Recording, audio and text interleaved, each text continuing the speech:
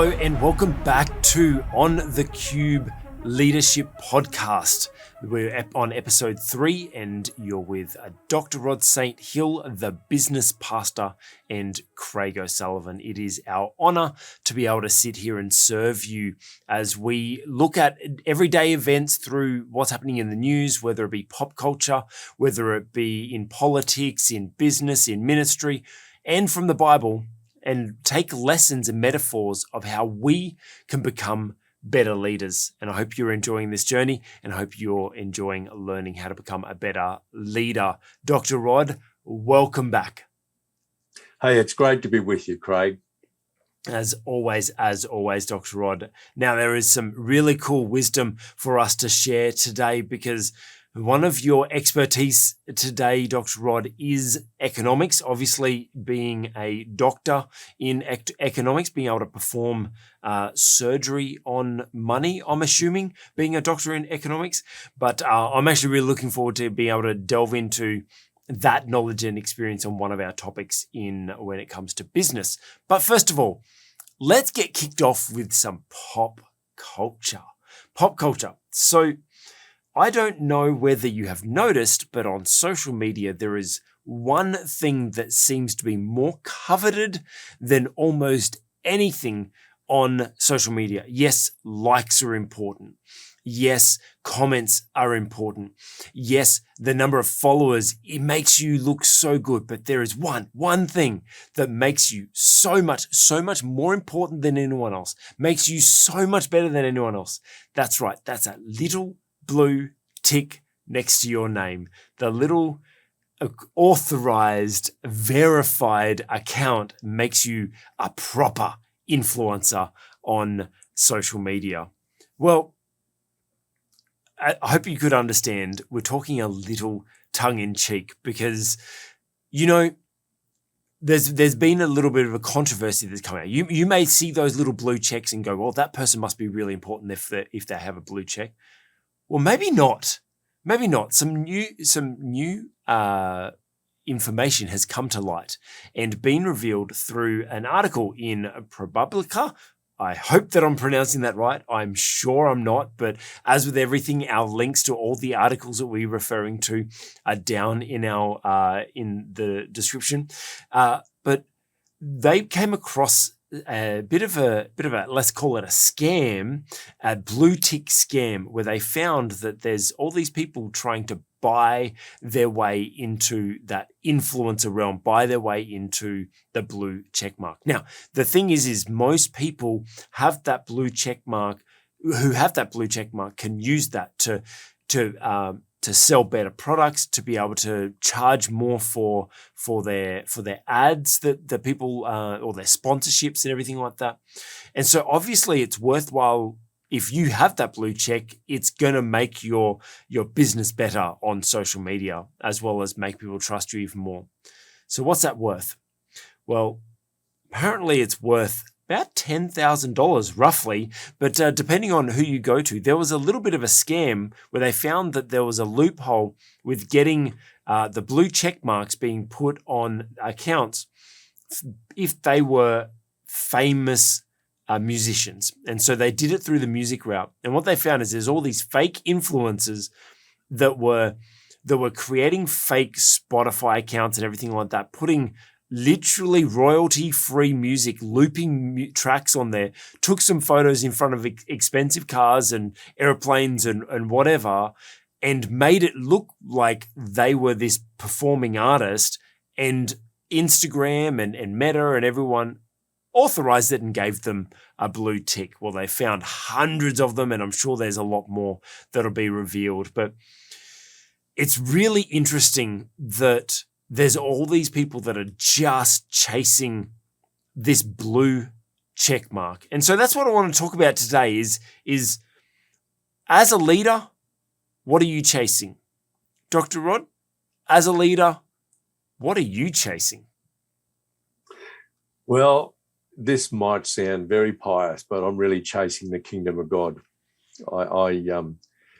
I guess in some ways I'm old enough not to worry too much about what people think of me or rising up some kind of status ladder. And I think, most of us, as we grow older, we start thinking a lot more about the kingdom and what kind of legacy we might be leaving behind for those who actually follow us. And it does, I think, become a little bit less about us and more about the kingdom. Mm-hmm. And that seems to me just to be a function of us getting older. So I'm not being critical of younger people. It just has something to do with if you like, the natural process of us maturing as human beings. So yes, I've got a really strong desire just to see people grow Mm-hmm. in their relationship with the Lord, to see them actually becoming investors in the kingdom rather than what I call consumers. Yep. And I guess at the end of the day, what it is all about really is being a disciple, making disciples. Yeah, that's great. And I just love that little expression, to be able to say, I'm a disciple of Jesus Christ, and as I'm being discipled, so too I'm discipling others. That's great. The thing that thing that speaks to me about this is it's really, look, in life, it's really easy to chase the title, right? So we're talking about blue check marks on social media, but most people watching, most people probably would aspire to have that blue check mark, and there's nothing wrong with aspiring to have that blue check mark. I hope to have it one day. Like there is no, as long as it's worth something. Then if it's not worth anything, then I don't want it. But it's so easy to try to chase the title. In church, everyone wants to be a pastor, or everyone wants that leadership title. To be able to call themselves that position, or you want that promotion because you want the job title rather than what actually comes with it, right? And it's so easy for us as leaders to get caught up into chasing title. Look, I'm guilty. I remember, look, there's probably many, many times that I've chased title, but the one time that always jumps out at me when I think about this was probably the time when I actually had a revelation around it. That's probably why that moment is so important for me. Is when I was planning the church campus, and it was really interesting because I hadn't been ordained as a pastor at that stage, and but I was running the church. I was pastoring people, and most of the people in the church called me Pastor Craig anyway, I just got sick of telling people, no, I'm not, whatever. Like, yeah, okay. Like if you see me as your pastor and you feel like I'm pastoring you, but at first, when I first started planning, I was like, well, I want that title. Like, I want that title of pastor because it's kind of like the coveted title. And then I really felt God speak to me and say, are you really chasing that title, or do you want the thing? And what I mean by that is, did I just want the label, or did I want to actually be that thing? Did I want to embody being a pastor, which meant I didn't need the title, I just needed to live it? Or do I just want a title which is empty, like the blue ticks? Do you actually just want the blue tick? Or do you want to be so influential that you get a blue tick? And that's kind of my route is, with all of these things, we can chase the same things, right? Like it's okay for us to pursue the same things, but are we pursuing it for the result, or are we pursuing it for the impact?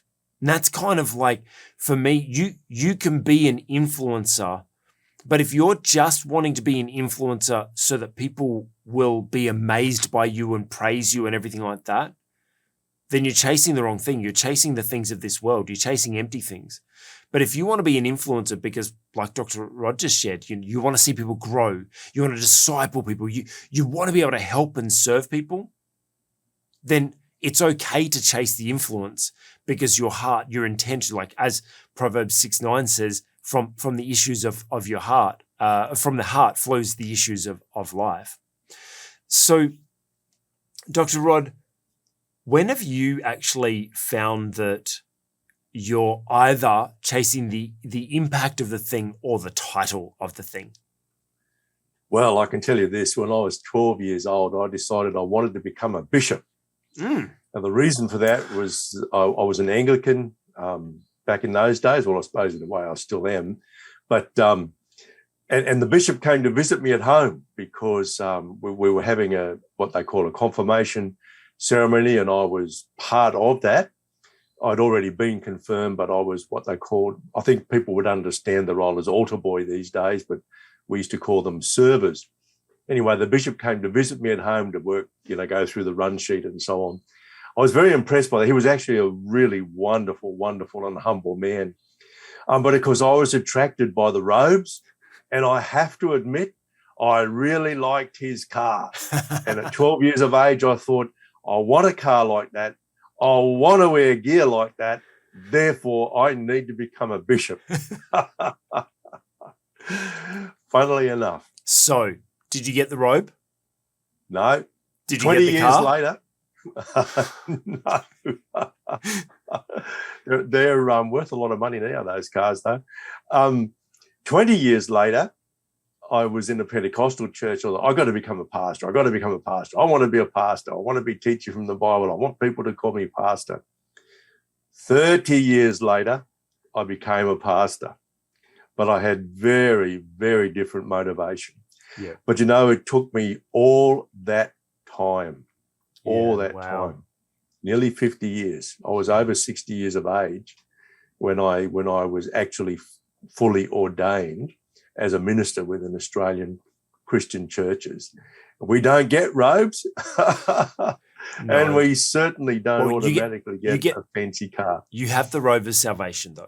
At least you've got that robe. I do that. And look, when I gave up full-time paid employment in 2020, my motivation was to become a better pastor. I realised that I couldn't become the kind of pastor I wanted to be, which was discipling people, focusing on discipling people. I couldn't do that when I was working for somebody else in a full-time paid position. And look, my wife and I, we prayed about it, and we both, as it were, independently, after prayerful consideration, we came to the conclusion that it was time to step out in faith, believe that God was going to provide for us, and that I wasn't going to be, relying or expecting on a paycheck every 2 weeks. But my motivation by the time I was in my 60s, my mid-60s, I would have to say, was very different to what it was when I was an immature 12-year-old. But it took a long time. It was a lifetime of experience, of learning from the Lord, of listening to other people before I got that really solid understanding of why it was I wanted to become a pastor, and ultimately I wanted to be a good pastor to other people. And look, the truth of the matter is, right now, I couldn't say that I'm influential. Right now, I couldn't say that I'm important. But I do think I have come to be very secure in the idea that I do have people whom I am discipling. Yeah, that's good. And be that many or few, I'm doing what I believe God has actually called and prepared me to do over a long period of time. And, as I was actually preparing for our discussion, to be honest, I didn't even know about these blue checks. So I had to do quite a bit of Googling and quite a bit of reading. And what actually came to mind for me was a little verse out of Ecclesiastes, which I kind of love it, and I quote it quite often. It's Ecclesiastes 5:10, and depends a little bit on the translation you use, but it basically says, "He who loves silver or money will never be satisfied with silver. He who loves abundance with increase." Yeah. So, and what I think the broader application of that is that if we are actually after titles or power or money, even when we have it, we won't be satisfied. And I think that's one of the things that ultimately motivates people to do things like we've read in the particular case that you're alluding to, where someone's prepared to pay a lot of money, at least $10,000. I think there was one instance where someone was prepared to pay $100,000 for the shortcuts to get the blue check. Why? Mm. Because they're not satisfied without having it. Yeah. But one thing I can guarantee, once they've got it, it won't satisfy them. It doesn't. They'll mean go on to the anything. next thing. Yeah. And ultimately they'll break rules. They may even ultimately break the law and still not be satisfied with what they have. But I think you're talking about influence. In my language as a pastor, that's about discipleship. Mm. That's a different thing altogether. Yeah. And, I'm really glad that you've raised this issue, and it really is important for people who are watching us, that they understand there's a big, big difference between ambition for personal purpose and this whole idea of influencing people for the growth of the kingdom. Yeah. Like I mentioned my story of when I was trying to chase the title of pastor. The verse that really stood out to me was in Matthew 6, is where he shares about for those of you who like you give and you pray in public and you want people to go, wow, this person's awesome. They give a lot of money. They pray a lot. Like you do all those things and you get your reward from people. Like they celebrate you. Yes, that's right. Yeah. You now have your reward. That's it. That's right. That's it. You got it already. Yeah. But for those who do it in secret, in private, and I know it's kind of not 100% like accurate with like, well, you can't do social media in private, but it's that same sort of meant. If you're chasing those accolades, if you're what they say clout chasing, and trying to get those things because of what it is rather than the true proper intent. Exactly. Yeah. Then you've got, once you get your blue tick, you've got your reward. If that's what you're chasing, you've got your reward. Yeah. But our Father in heaven promises that if you do these things with proper intent, you do them in private, right? Like, yes, obviously social media is a very public thing. But if you aim, rather than aiming to get the title, aim to be worthy of receiving the title, and God will bless you. God will honor you. Our Father in heaven promises he will see us. And won't you prefer to get your reward from an heavenly audience rather than from some followers on social media? So our encouragement to you as leaders, be careful what you're chasing. Be careful of, are you chasing the title or are you aiming to be worthy of that title? And kind of like, I'll finish on this one note. I always think about all these people chasing for someone to recognize them, especially like celebrities. They're like, oh, I want this celebrity to recognize me. And while, yes, it'd be awesome to have, like, so for example, let's talk in our realm, someone like Pastor Stephen Furtick, right?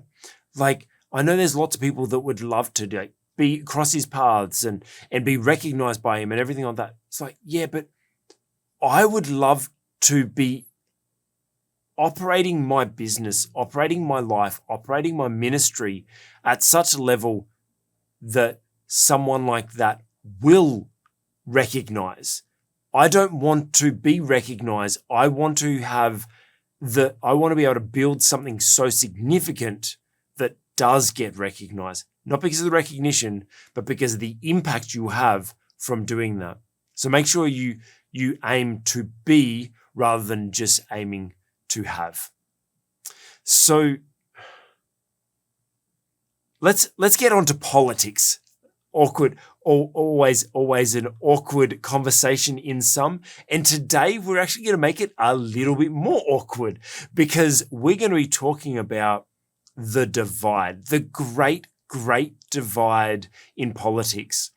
Now, obviously, we're well influenced by American media and everything like that. We see everything that's happening in the Republicans versus Democrats, and it just seems to be the divide seems to be getting bigger and bigger. And I saw this article the other day about about the fact that there's such a divide that now there's such a divide between Republicans and Democrats that there's now becoming an even bigger divide. Even it's now not just Republican or Democrat. Now you're like, it's MAGA, Republican or Democrat or whatever. And look, no matter where we are in the world, there's always this divide, right? There's always this kind of us versus them. And we see it with our politics in the political realm. We see it with churches, with denominations. We see it with religions. We see it with Queenslanders and New South Welshmen at that particular time of the year. And you know what I'm talking about if you're from that area. You know that if you're wearing blue around that time, oh no, you're on the other team. Or if you're wearing maroon, if you're in the know, you're in the know. And that kind of goes to our point for today is that it's amazing how many we as a society, but even you look at it on even a micro level, that we as humans just have this tendency to be us versus them. We try to put people on the outside. Dr. Rod, why is it that we just as humans, and I'm sure you've seen it in your years and seen it in universities and everything like that, you see the divide between universities, like my university is better than your university. I got a degree from this university versus, another one, or even once you get into it, the department heads are like, it's us versus them or whatever. Why do you think it is that we as humans kind of default to this us versus them mentality? Well, the simple answer is our fallenness. Mm-hmm. And in our fallenness, we tend to default to tribalism. Yep. And, one of the things that, God separated Israel, but he didn't separate Israel out because his heart was to develop tribes. He settled Israel out so that he could demonstrate to humanity something about the relationship that he wanted to have with us. And, we're observing increasing tribalism around the world today. Mm-hmm.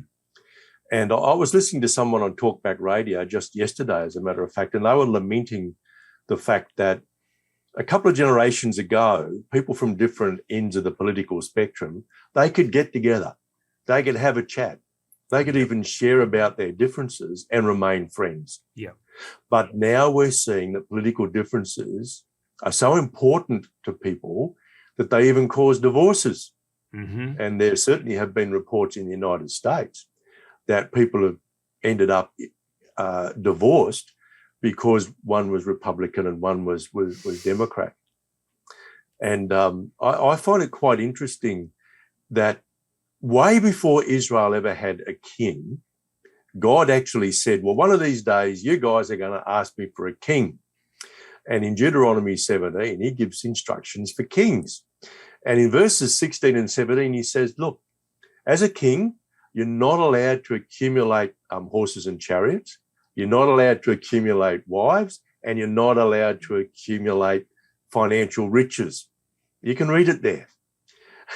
When I read that a few months ago, I thought to myself, I can't actually think of kings of Israel or Judah who didn't disobey that. There would have been some, because there were a lot of kings in that period. But on the whole, the famous ones like David and Solomon, they didn't. In fact, that little passage in Deuteronomy 16 to 17 talks about going astray if you marry lots and lots of wives. Now, funnily enough, that's what Solomon did. And it actually turned his head in the end. Yeah. Now, yes, the general thing for kings in those days was to seal a relationship with another king by marrying the king's daughter or close relative of the king. And Solomon did that, as every other king did, without actually referring to God or to God's law. Now, we know that towards the end of his reign, Solomon had divided loyalties. Yeah. Because he was drawn in one direction by his own heritage as the son of David, but he was actually drawn in another direction because he had married into pagan cultures. Now, the result of his own divided loyalty was the division of Israel into the two kingdoms, the northern kingdom and the southern kingdom. That happened after his death. And we're seeing this now with world leaders. There are lots of world leaders who have significantly divided loyalties. Mm.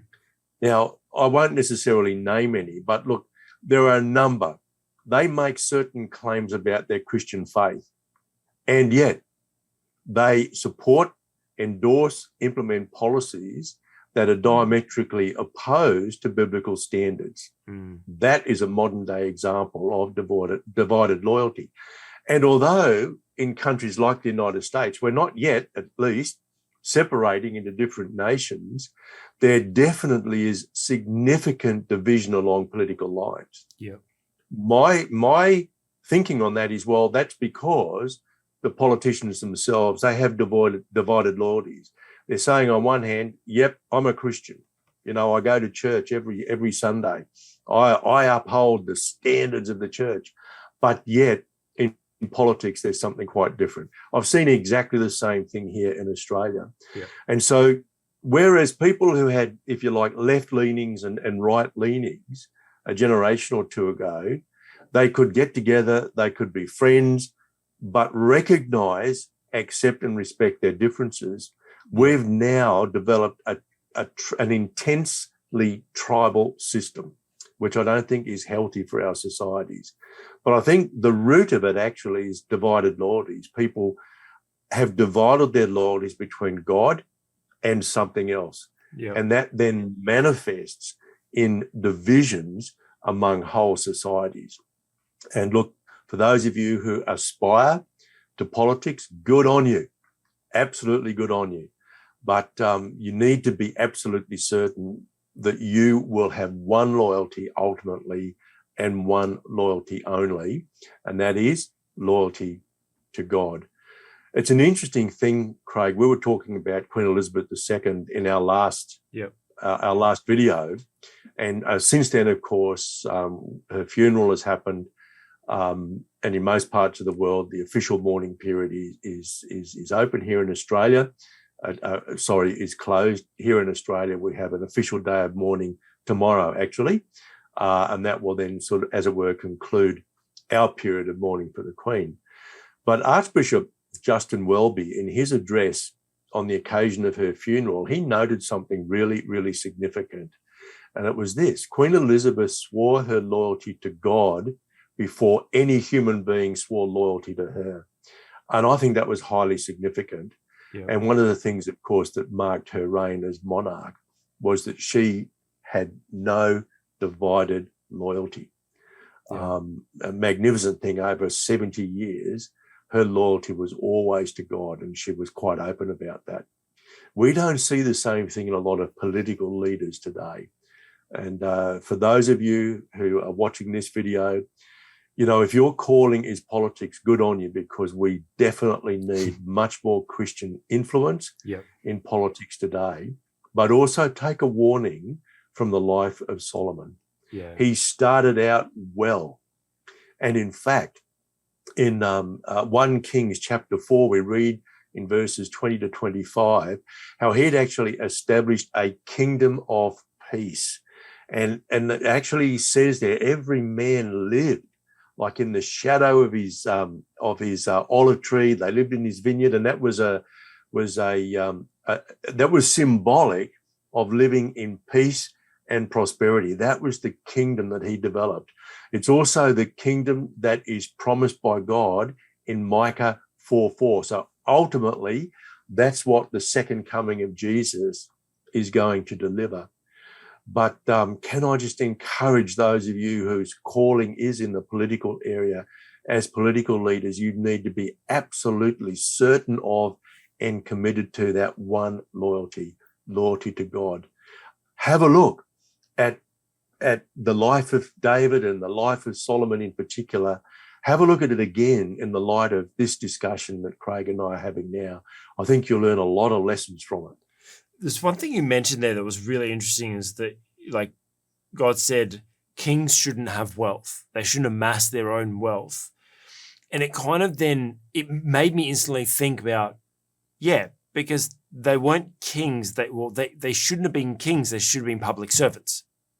They weren't there to amass riches and wealth for themselves. They were there to serve the nation and help the nation operate and help the nation become wealthier and better. Yes. And it kind of like that's a perfect correlation with politics today is the fact that that's one thing that this article said is politicians nowadays aren't necessarily there to try to serve. They're not public servants anymore. They're there to build their own fame, build their own agendas, trying to build their own influence and trying to, kind of like with this whole MAGA thing is it's kind of gotten bigger than just the Republican Party, which is not just about, serving the people and everything, is now this whole movement of its own. But yeah, what if we just got back to being public servants? Like went back to that, like you're just there to serve. What happened to those days of just being there to serve the people? Now, I know not everyone is called to politics and that's good because we need them. Don't need too many of them. But as if you're a leader in your organization, be very, very careful about divided loyalties. Be very careful of that division that they actually call it othering, right? Dr. Rod mentioned tribalism. We do have this natural tendency to find our group and because we feel protected within a group. And then anyone outside that group is a threat to the group. And the othering, psychologists say it comes from a sense of insecurity, right? That we feel threatened by everyone and anything that is different from us. So they're put on the outside. And it made me, before I get onto that, let me just finish my thought for you leaders that are running businesses or running ministries or whatever. Be very careful of that culture. I want you to go into work today or tomorrow when you're next into work and around your people, around the people you're leading, try to have a look around and see where are those divides? Where are there us versus them? Is it the accounts department versus the sales department? Is it the people that are in one office versus another office or whatever that you will see there's a divide.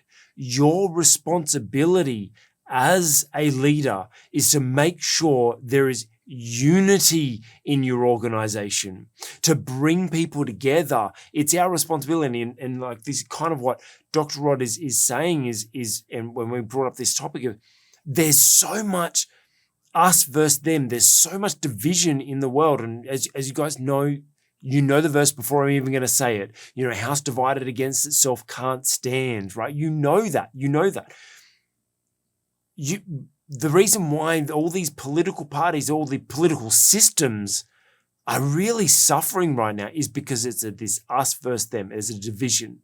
So go into your organizations and make sure you can identify any us versus them culture and see if you can eradicate it.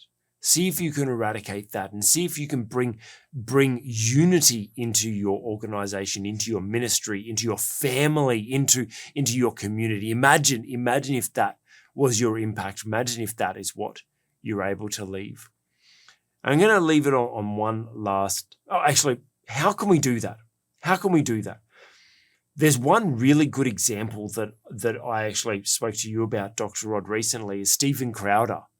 Right, it's really interesting where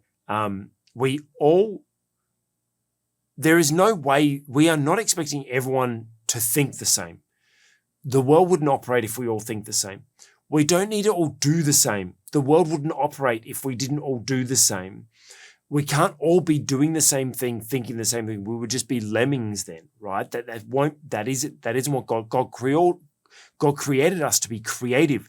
He made us all unique to be pursuing our own purposes, right? We need to be doing that, but there are differences. How can we stay together and have unity without this us versus them mentality? And Steven Crowder, he's a comedian that is actually a YouTuber, and he has a great political podcast that he has, Louder with Crowder. And he has this segment which is called Change My Mind. So he goes into university, campuses and everything like that, sits down and picks a really dividing topic, right? And he says, this is my thoughts, change my mind around gender identity, around race, around pay gap, whatever it may be. And he actually shared that his key in that is not to he doesn't want to try to convince the other person. He doesn't want to try to change their mind.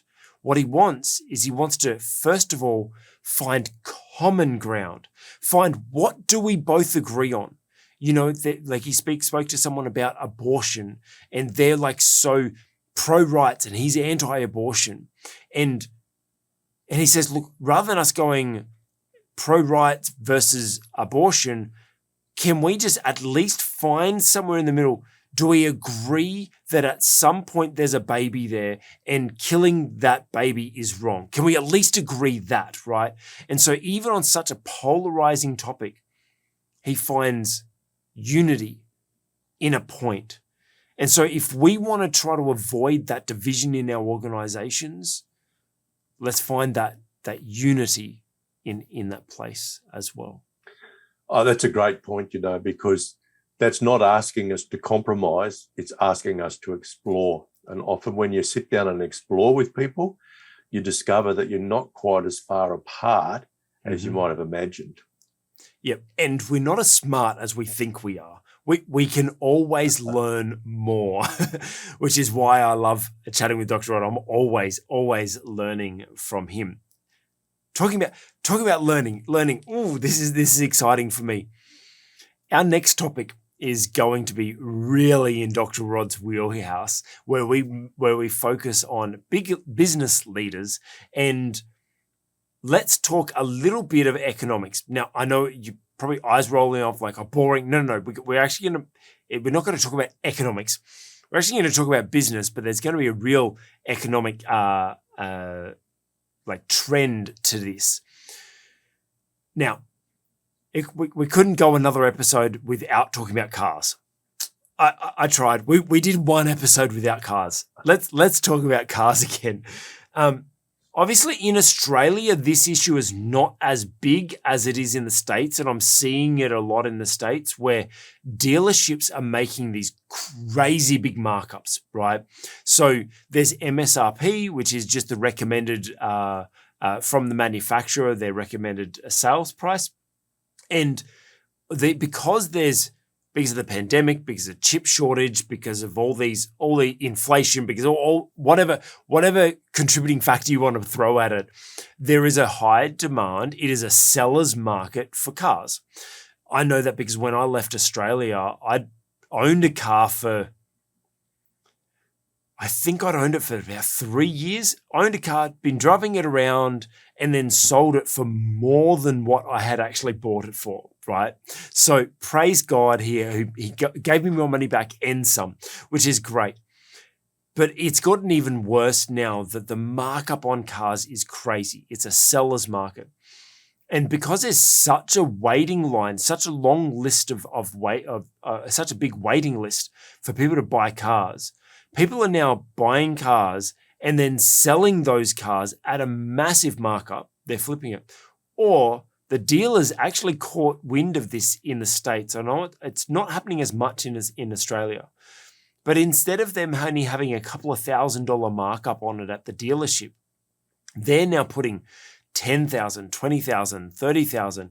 Even I've seen 100% markup from the dealer on a car that they've bought. Now, here's a question that I want to raise with you, Dr. Rod. Obviously, so the article that brought this to my attention is Ford kind of put the warning out to everyone, like, don't stop doing this markup. It's bad for our brand, and there will be repercussions for your dealership if you do this. You'll lose allocations, and there's all other things which we can discuss later. But I'm on the fence with this, Dr. Rod, and I want you to help me get to a point where I can understand this better. Because my business mind says, well, things are worth what the market is willing to buy it for. So if I put something up, if I set X price on something and people are willing to buy it, then that's smart business. It's also understanding that dealerships have had it hard for many years. They've had limited markups, and we know in Australia that most dealerships don't actually really make any money on selling a new car. They make it on the servicing and everything like that. So dealerships have been known for many years to have done it tough. Is it so bad for a business that has kind of been scraping by? They've been making money. Obviously, they've made money, but they've had their challenges, and now they're in, let's call it a summer season for their business, where things are just going hot, and they're able to make some money while the going's hot. The old saying, make hay while the sun shines. Is that so bad, or do we have as right as a business to kind of manage how much profits we make? Well, this is one of those areas where there is no black and white response. I might end up leaving you sitting on that fence, Craig. Putting on my hat as an economist, this is the problem. There is more demand than supply. Yeah. Okay. There are more people wanting to buy new vehicles, and some of these vehicles, believe me, they are brilliant. I'm pretty keen on motor vehicles. I know I'm not into racing like you are, Craig, but I'm pretty keen on everyday motor vehicles, and I watch a lot of YouTube videos.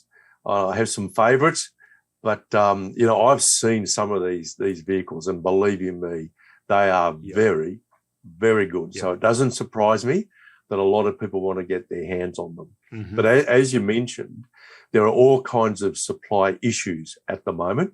Some of those are related to chips, and Ukraine, by the way, is a very large supplier of chips, and obviously their production has been greatly affected by the war since February of this year. They do the wiring harnesses. Ukraine are very big on the wiring harnesses. There are all these things going on, and transport issues with COVID and all kinds of things. So there are lots of reasons why we've got this mismatch between supply and demand for motor vehicles. Now, somehow or other, the market, what we call the market, has got to ration the available supply. Yeah. The motor vehicle manufacturers don't want the rationing mechanism to be the price. Mm. So, for example, they fear that might have repercussions further down the line, that people might say, well, you know what, I feel I got ripped off, so I'm never going to buy that brand again or whatever. So they've got that issue.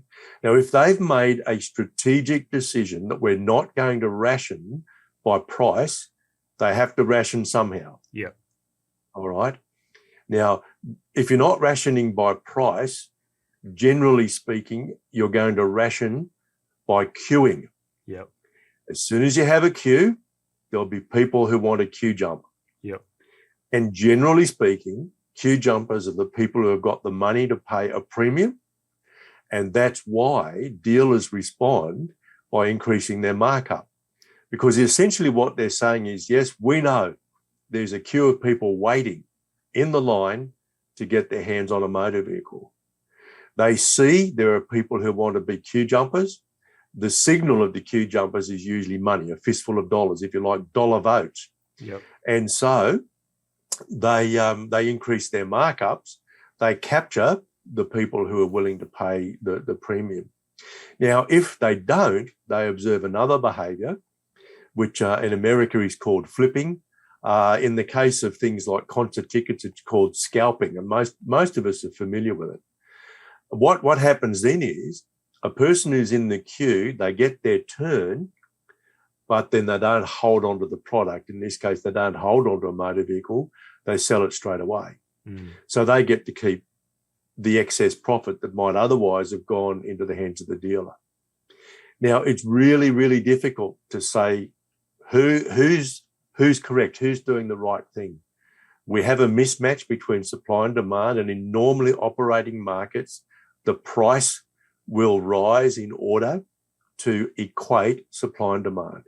On the other hand, when there's an excess supply, and we've certainly experienced that in the past, the price will tend to fall. And that's, for example, why it is that motor vehicle manufacturers themselves have done it tough and why dealers haven't been able to apply the kind of markup that they would like to make.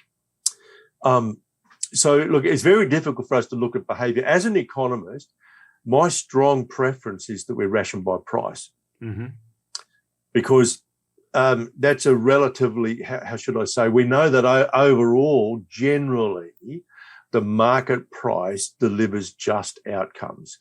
Now, I don't have time to go and explain all that, in our video. We just simply haven't got time. You've really got to do a whole course in economics. But essentially, I believe this to be true, that when markets are working well, a business it's impossible for a business to charge a price higher than that which provides them covering for their costs, plus a return to them for the entrepreneurial risk that they take, for their own time and effort, and for their own financial inputs into the business.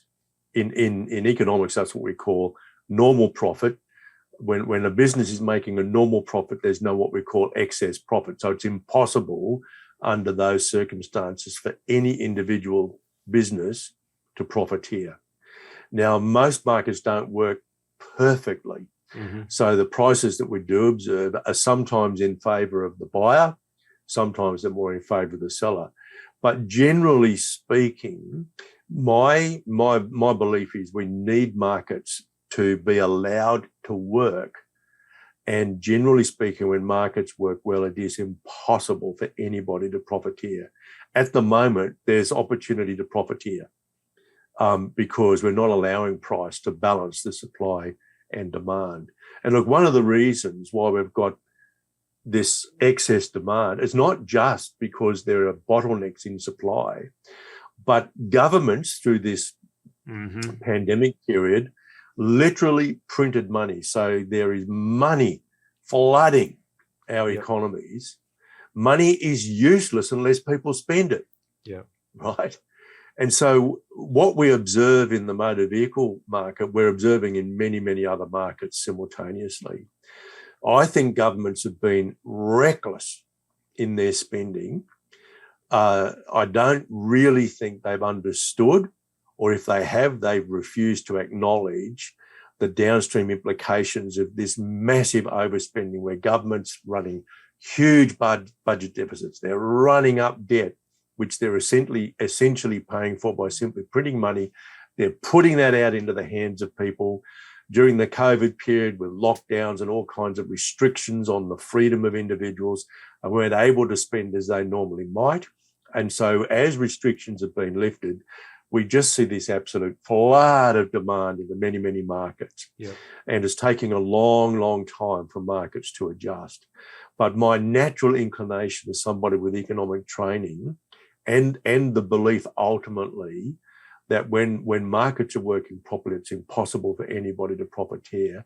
I actually want to see markets work properly. That's the way I lean. So tell me, as an economist, because I like the fact that you said that, there's money that's flooded the economy, kind of leads to what I was going to ask you is, so let's say I go to buy a $50,000 car, right? And the dealer puts a 100% markup on it. So I pay $100,000 because that's just what I have to pay now, because that's what other people are willing to pay. And if I want that car, that's what I've got to pay for it. I buy that car. That car is not worth $100,000. It's still worth $50,000, but its perceived value is $100,000 in the time. In a year, in 2 years, whatever, that car when there's more on the market and everything settles down, I'm still going to owe $100,000 on that car, but it still be worth 30 because of, it was originally 50 and decrease. How is that different from, the stories you hear of back in the Great Depression, where people were using wheelbarrow fulls of money to go and buy a loaf of bread? That kind of thing. Prices just got. We could end up in a position like that. I don't think there has been enough printing of money for that to eventuate. But of course, we see in many, many nations now where inflation rates stabilized at around 2% or so, and they were stable at those levels for quite a long period of time. Suddenly now those inflation rates are 8 to 10%. We've certainly seen that in the United States. We've seen that here in Australia. It's happening in the United Kingdom. It's happening in many parts of Europe. Now, that will hurt people whose incomes are fixed in terms of the amount of dollars that they have access to, because each dollar they have now is going to buy less. Yep. So they suffer what we call a real decline in their income, a real decline in their living standards. So I think it was quite unconscionable of governments to print so much money, because it's like a kind of mathematical principle. All of a sudden, we've got all this additional money circulating. Honestly, there's only a few outcomes that are possible. One outcome is inflation. That is, prices go up so that all that money is kind of soaked up into the system. Another option would be for governments themselves to greatly restrain their spending so they're no longer running deficits. And that means either higher taxes, which will soak up some of that income, or it means that governments are going to have to reduce their spending on, say, healthcare or building better roads and ports and those kinds of things. So by hook or by crook, there has to be less demand in the system, and that will happen one way or another.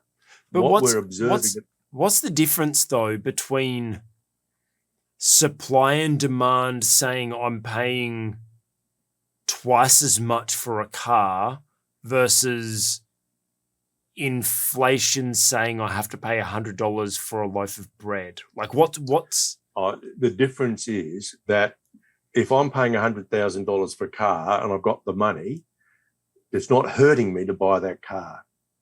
But if I'm experiencing inflation, but I'm on a fixed income because maybe I'm a self-funded retiree or I'm relying on a government pension or something like that, then it's the actions of the government and other individuals who are imposing a cost on me. And this is what I find so distasteful about what governments have done over the last few years. It's because their behaviour, perhaps to buy votes or because they didn't, I think they just slavishly followed the communist example in China with lockdowns and so on without any scientific support for it. But, what they've done, they've imposed a cost on people who can't actually pay for their reckless spending. It's quite a complex set of relationships here, but I'm okay if there's inflation if my money income can be increased. Yeah. Right? No problem. And look, honestly, I don't think people are going out and spending $100,000 on a motor car unless they believe they're somehow going to get value for it. Yeah. Right? Either because of the transport services it pays. They might be thinking they'll be able to sell it off and make a capital gain on them. I don't know. Some might, but that really depends on their behaviours following that. There'll be some people who engage in flipping, no doubt about that, because there's an incentive to do it. Yeah. And unless people have got a particular moral underpinning to their behaviour, they're going to do it, because there are some people who are driven simply by opportunities to make a dollar. There'll be other people, however, who buy the motor vehicle and they hang on to it into the long term, because they buy it not with an eye to making a profit on it, but they buy it because they want the transport services it provides or the safety in conveyancing or whatever. But the people I feel for very, very much are those who are unable, for whatever reason, to actually increase the number of dollars that they have access to for spending. They are the ones who lose. So, and I think, sorry, you finish your thought. Yeah. Finish your thought. So that's why I'm so upset at what I observe in government behaviour. Yeah. Because politicians are spending dollars that either don't exist or they're somebody else's dollars. Either way, someone has to pay for it, and often it's not them. And I think that's a really unfortunate undermining of what democracy is all about. Yeah. So let's go back to talking about business leaders. As a business leader, how do I balance that the responsibility to take advantage of markets that are profiting, that are, like, you've got to run a profitable business. God's called us to run profitable businesses. There's he didn't call us to business to fail at business, right? But what is how can we as business leaders make the right decision to take advantage of opportunities while balancing taking advantage of people? Well, we should never take advantage of people. Yeah. So an unbending principle that we have, we should never take advantage of people. As you know, I'm fairly heavily involved in a movement, you might call it, called Kingdom Initiatives. Yeah. And one of their unbending principles in business deals is the concept that all shall prosper. In other words, you do any kind of business deal, you're looking at ways to ensure that everybody who is either a party to that deal or will be influenced by that deal will end up prospering. And I think that's a really important principle, that as a business leader, as a decision maker in business, I should never be doing anything that will exploit other people. And I think the dilemma that motor vehicle producers are facing right now is exactly that dilemma, because they could easily deal with the rationing problem by raising their prices. Yeah. We've seen in some of the correspondence that's been, I guess, leaked to the public between motor vehicle manufacturers and their dealers. They're saying, look, we want to look to the long term here. We don't want to hurt people in the short term because ultimately it will hurt us. But I think looking at the way in which these letters are worded, there's also an element in there. They're saying, look, for ethical reasons, we don't want to ration this limited supply of motor vehicles based purely on price. The only thing they can fall back on is queuing. Yeah. There's really no other way. And look, maybe that's the fairest way that we can approach it right now. Well, I think we're going back to what you originally said was markets will determine. That's what we should allow markets to determine.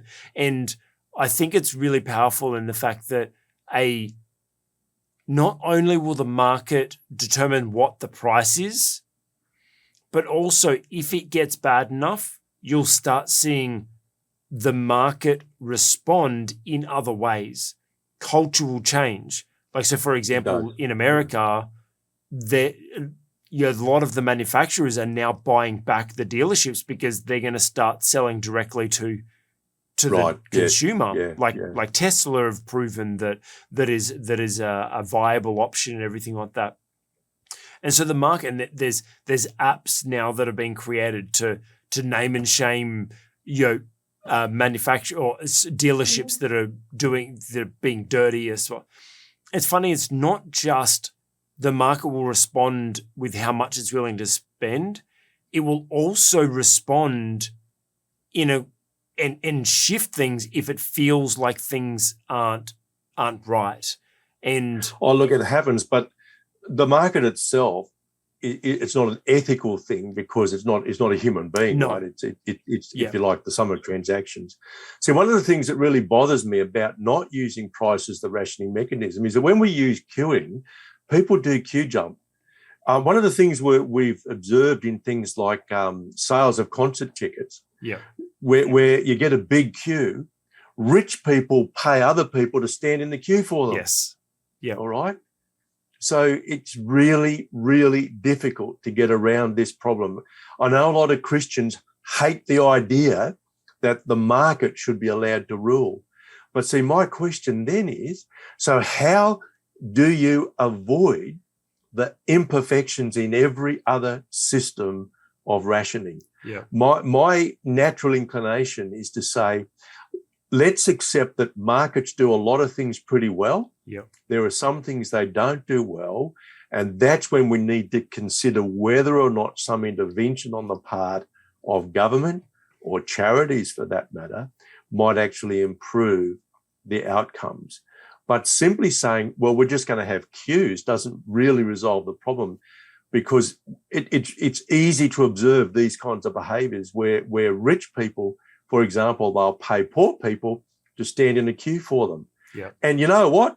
The rich people are happy because they're not standing in a queue. The poor people are happy because they're getting some money for something. Yeah. See, that's the thing. Like, the market will always respond. Like, it does. That's a business of itself. Someone is providing an additional service of their time and skill to stand in line. Yes.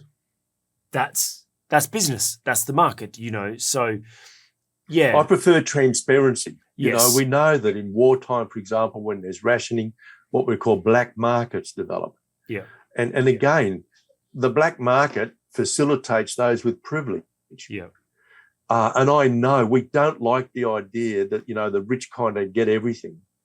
But I think at the end of the day, it is better for us, do what the Bible says.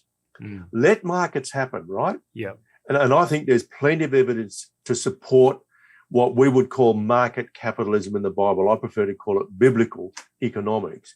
But you see, the Bible essentially says, let, as it were, private ownership and the market determine the balance between supply and demand. However, we all have a direct responsibility to look after the poor. Yeah. Not the indolent, not the lazy, not the indolent, but the poor. Yeah. The orphans, the widows, the sojourners, people who, for reasons other than indolence, are suffering from poverty, right? Yeah. We need to do that when we're dealing with whole nations. We need to do that when we're dealing with individuals. I don't think it's good enough for us as Christians to tut and say, this is not a good situation. We need to take responsibility for the poor ourselves. Yeah. So yes, as a Christian, I need to do this. And I think markets are very powerful tools, and I think there's a strong biblical case to be made for allowing freedom in the economic sphere.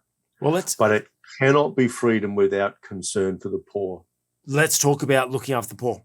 Great transition into our next topic. But to wrap that up, as a leader, yes, it's your responsibility to take advantage of situations, take advantage of the opportunities that are presented to you, but don't take advantage of people. So correct. Let's transition into our next topic let's talk about ministry leaders. And you know what? I'm excited today because we actually have a positive story about leadership. Yes, no, we're not always going to be down on leaders in the business and especially in ministry. Just the last few weeks have been, unfortunately, sad stories in ministry. We actually wanted to celebrate something really good that's happening in a ministry and really highlight maybe an example for us as leaders.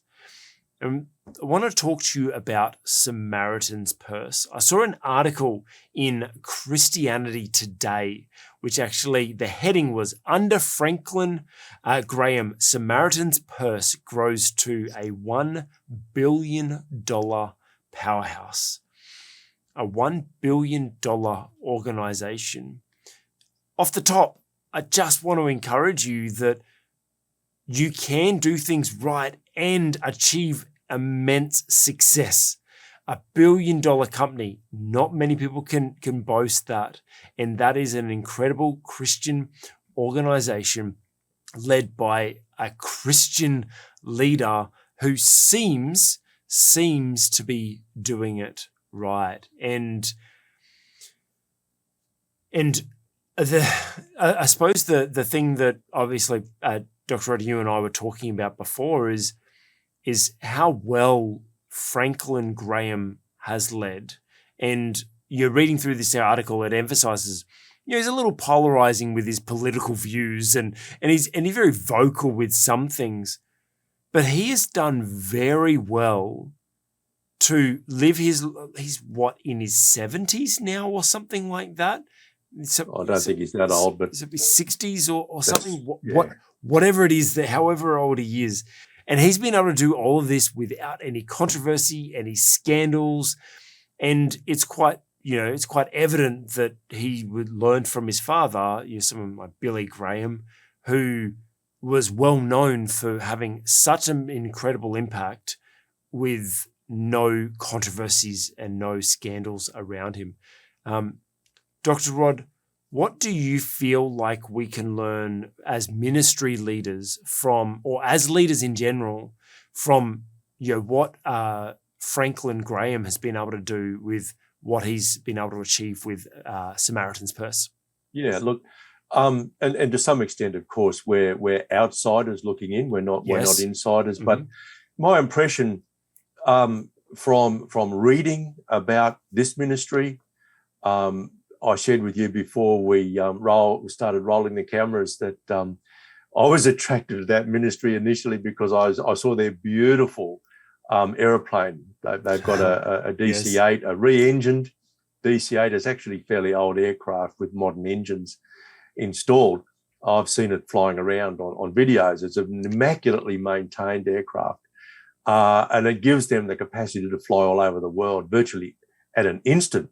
Yeah. To deliver disaster relief where it is needed. And that's a very good ministry, actually, because it's temporary relief that doesn't really undermine businesses in those countries. We need to be very careful, by the way. That's good. How we manage relief operations so that we don't undermine businesses in those countries where we're trying to help. So I guess that was a very shallow introduction on my part to this ministry, but everything I've read of it points to one really important thing, and this is the fact they've stayed on mission, or if you like, on purpose. So built into the culture, the very fabric of the organization is purpose. It's not built around an individual. The whole thing is built around purpose. And that's really important. If you like reading books, I recommend a book which is called Mission Drift. Yeah. There are 4, I think, authors of that book. The senior author is Peter Greer. And you can just Google that. You'll find it on Amazon.com and in other sources as well. It's a really good book to read because it actually has a number of case studies in it of organizations that have started off in a really godly manner, strongly focused on purpose, strongly focused on their mission, but they've actually drifted through time. And so now they are unrecognizable as what they were when they started. And I think one of the great strengths of Samaritans Purse has been it's remained focused on its mission, or if you like, on its purpose. And the whole structure of the organization is built around the purpose, not around the person. And look, I've had some experience with Franklin Graham in a different context, of course, in the context of the Billy Graham Evangelistic Association. He was out here in Australia a few years ago. He'll be back in 2024.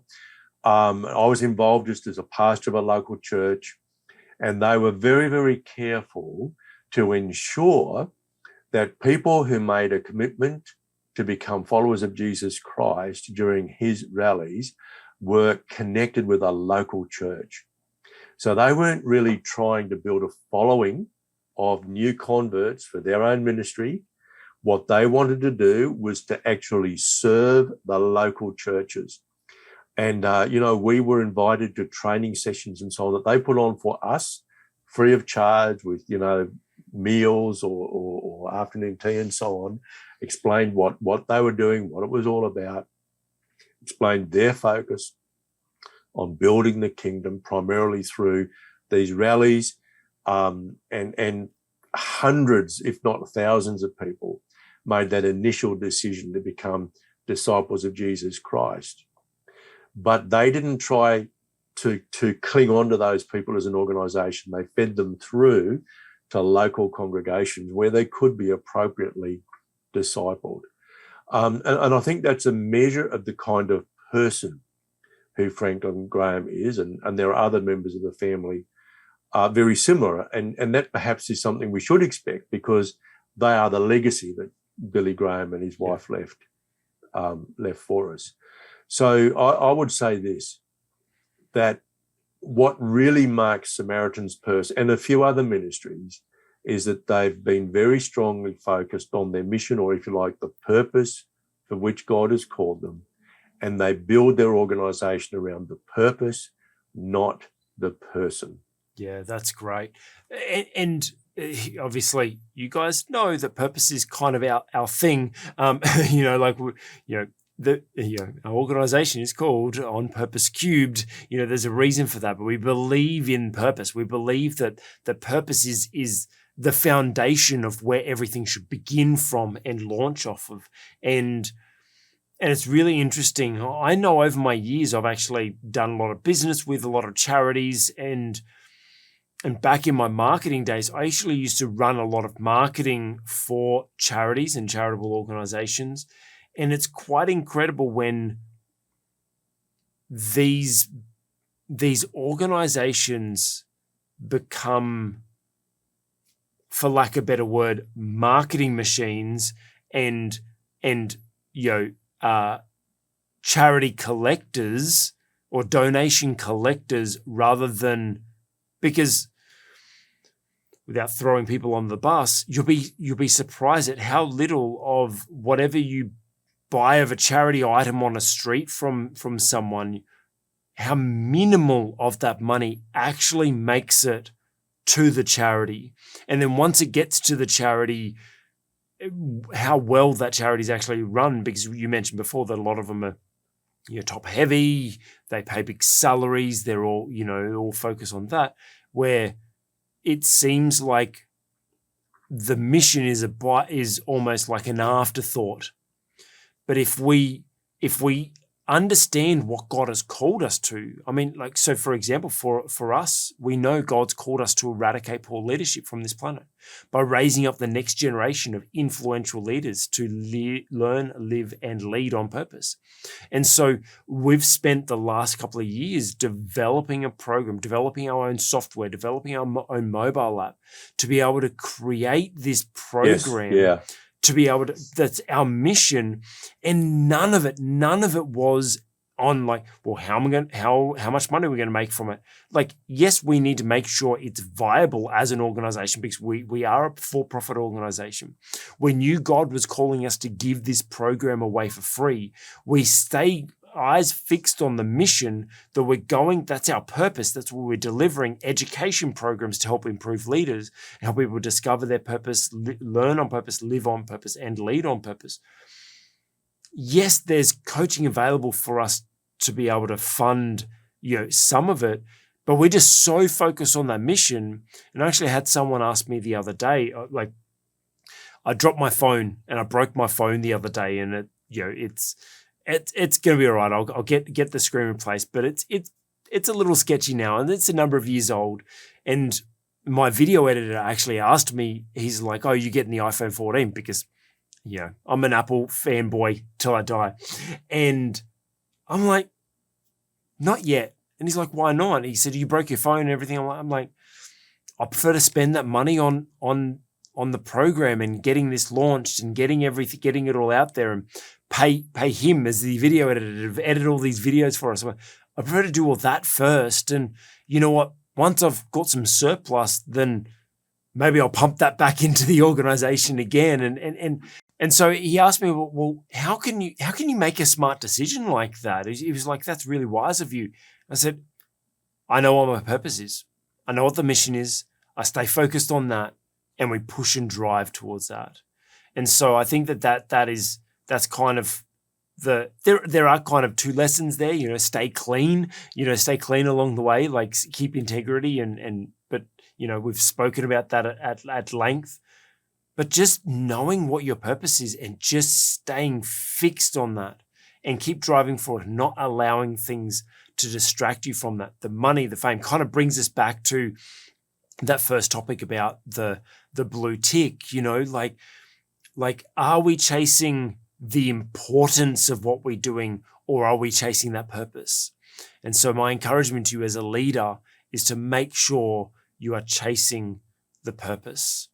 And let's transition ourselves into our last segment for today, which is our leadership lessons from Luke. Yes, a couple of months, actually, probably almost a year or so ago now, doing a Bible study through Luke, and almost every verse was speaking to me around leadership, and I've put together this little kind of like all these little lessons that we can learn from Luke. And so we'll be doing this series for a little while until you guys get bored of it. Let us know in the comments. As with everything, put down in the comments any of your thoughts or ideas about anything that we've shared. But I want to talk about Luke 6:43. And if you're in an NIV version, the heading is a tree and its fruit. No good tree bears bad fruit, nor does a bad tree bear good fruit. Each tree is recognized by its own fruit. People do not pick figs from thorn bushes or grapes from briars. The good man brings good things out of the good stored up in his heart, and the evil man brings evil things out of the evil stored in his heart. For out of the overflow of his heart, his mouth speaks. We've spoken about intention a lot today, Dr. Rod, about what's in your heart. And I kind of think this is a nice conclusion to what we've been talking about. That as leaders, it's so crucial that we make sure we're producing the right fruit. Or also, alternatively, be careful, because the wrong things will produce the wrong fruit, bad fruit, and people will see that, and we've seen it time and time again. But, looking back the story about Samaritans Purse, about the blue ticks, about, the car dealers and everything we've looked at, even talking about the political divide, all of the topics actually comes back to, at the end of the day, you'll be known by your fruit. So as a leader, what is the fruit that you're producing? I personally want to be known for making sure that the people around me are all growing. I just want people, like I speak about my video editor, and he's always talking about, he'll ask me a question and I'll give him advice on something, and I'll share with him, and he's like, oh, why do you do this? He's over in India and everything. I'm like, I want you to grow. I want you to become the best person you can be. And so if we as leaders are the fruit that we are producing, and are people growing around you, or are they dying around you? Dr. Rod, how can we as leaders make sure that we produce good fruit? Well, you've got to be a good tree. I love that. That simple, good, scripturally I think, correct. Yeah. I mean, metaphorically, of course, that little passage is really saying, ultimately, you cannot hide your heart. Yeah, that's good. So it really boils down to this. Is your heart right before the Lord? Do you need heart surgery? Do you need heart transplant? Because you can't hide it ultimately. Always, the fruit is going to reveal the heart. Yep. So, look, can I just, and this is not to condemn, because as Christians, right, we do not come under condemnation. No.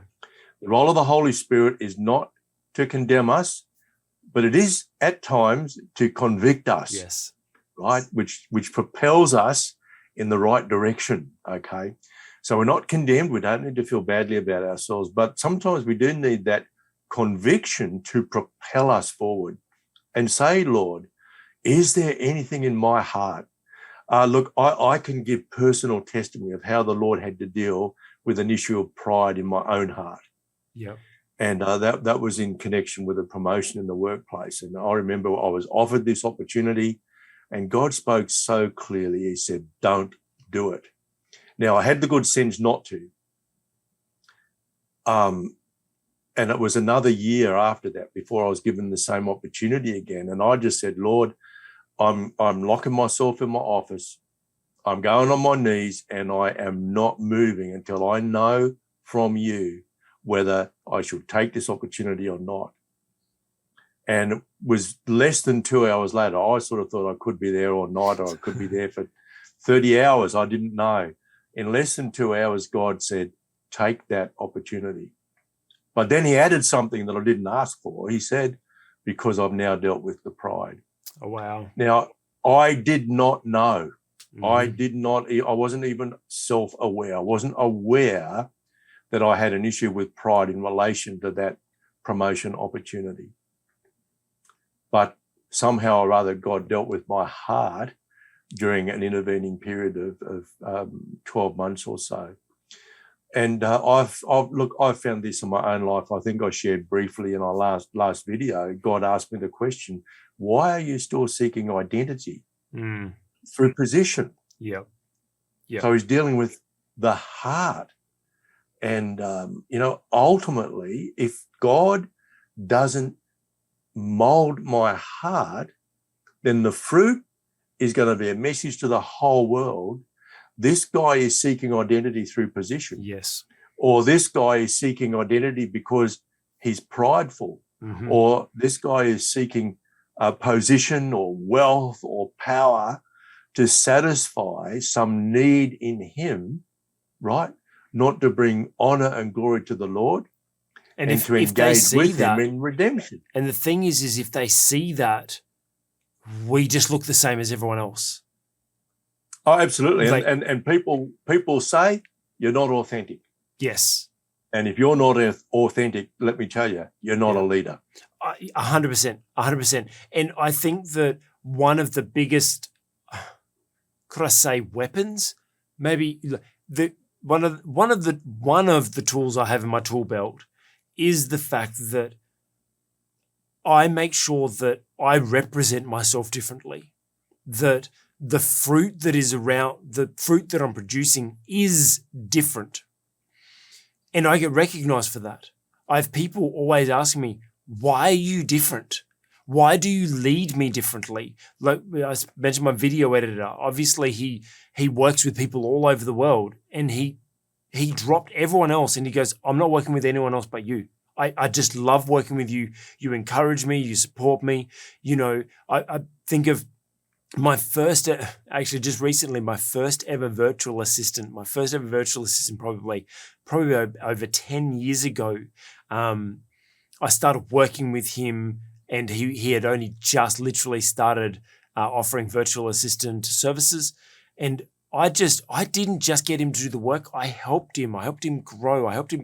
And he always constantly said, there's something different about you. Why do you treat me differently? What is it? And I'm able to share my faith then. And what I was able to produce with him is he ended up raising up through the ranks and ended up running the whole organization that he was working in because of the fruit that I produced in him. But he recognized, and he even reached out to me recently. That's why I kind of bring him up. It's like, you treated me differently. And even the 10 years, he goes, I haven't had anyone else treat me the same way you have. And it's common that I'll have people say that about me. Now, I'm not saying that to big note myself. It's just people will recognize, people should. We as Christian leaders should have people saying to us, there's something different about you. What is it? And if we talk about going forth and the great commission of going forth and making disciples. Yes, we need to mentor people. We need to lead people. We need to disciple people. We need to teach them. But we need to We need to introduce them to Jesus. We need to evangelize as well. And the easiest way to do that is have them ask us what's different. Absolutely. Right? Not try to That's right. pound it over their head. Right? Like Yep. you produce amazing fruit that people are coming to you going, why? What is it that makes it? And then you go, well, have a seat and let me tell you about this dude named Jesus, right? So what, you look like you were just about to share something else there, Dr. Rod. But yeah, it's really important for us to be known for our fruit. What else do you have to share to encourage our leaders to make the right decisions to produce the right fruit? Look, I think probably the only thing I'd like to say is be kind to yourself. Oh, that's good. I think, Craig, when we were talking about doing these videos in the first place, I'd said to you, well, yeah, what I can contribute is what I've learned from the many, many mistakes that I've made. Yes. And see, one of the great benefits of any kind of education really is that you can learn from other people's mistakes. So you don't have to make the same mistake. And what I would do, I would just encourage people, particularly younger people in leadership or those who hadn't had a lot of experience, just give God permission to work on your heart. That's good.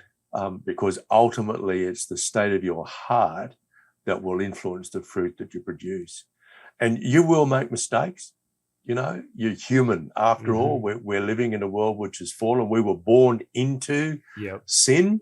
We're not perfect. So be kind to yourself as well, because you will make mistakes.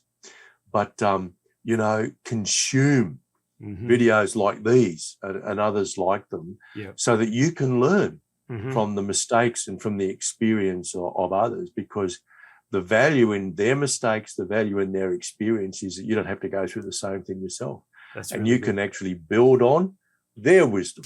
Yeah, that's good. Let me close on a mistake. I talk about the fruit that I produced. There've been times that I haven't. And I kind of want to bring it to your attention is I'm an achiever, right? Like I'm a doer, right? I get things done. And I'm a very task-focused person. And so some of us might be thinking right now, well, yeah, I produce lots of results. That's good fruit. That's not necessarily good fruit of a leader, because I made that mistake. I thought that as long as I was getting things done and we were having success, material success, and achieving things and getting projects done and completing things. And I felt like the more we got done, the more fruit I was producing. But I actually made the mistake during that time of producing lots of outcomes, but not much good fruit, because the people around me were burnt out, felt used and abused, just fell by the wayside because we're all driving forward. And it's kind of part of what actually caused us, the foundation of the OnPurposeCUBED leadership model was the trifecta. And I'll put a link below. You can go and check out the program and go and look at it's for free if you want to check out the leadership development program. But we really, it's all based on the fact that there's three main elements. First of all, we need to lead ourselves on purpose, because, like Dr. Rob was saying, is our heart, right? So we need to work on ourselves and make sure that we are on purpose ourselves. And then we need to lead outcomes on purpose. We need to be purposeful with the tasks. We're talking about Samaritans Purse and everything. They're achieving things, their mission, they're achieving outcomes, and that's great. But if we as leaders don't also help lead other people to fulfill their purpose within that same environment, then we're failing as a leader, because we're driving towards outcomes but burning people along the way. And that's probably the key for that fruit, is we can't just be producing fruit in the financial realm or in the tasks completed column. It needs to be we need to be growing. We need to be achieving outcomes and the other people that we are leading, they need to be growing and living their lives on purpose as well. And if you want to learn more about that, go and check out the website. The link's below. You'll see that around. But kind of bring wrap up to this is, as leaders, we are known for our fruit that we produce. Are you producing good fruit? If not, maybe have a check on the heart and see if we can see what the intentions and the motives are. And so I hope that today you've actually learned and been inspired and been encouraged by what we've spoken about in pop culture, in business, in ministry, in politics, and in the Bible, of how we can be better leaders. And if you've enjoyed this, we'd love it if you put a comment below, like the video. And hey, if you want to see more of this, consider subscribing to the channel. But for now, thank you very much, Dr. Rod, for sharing your wisdom and your time. And thank you everyone else for watching. And we look forward to seeing you in another video. Make sure you learn, live, and lead on purpose. See you next time.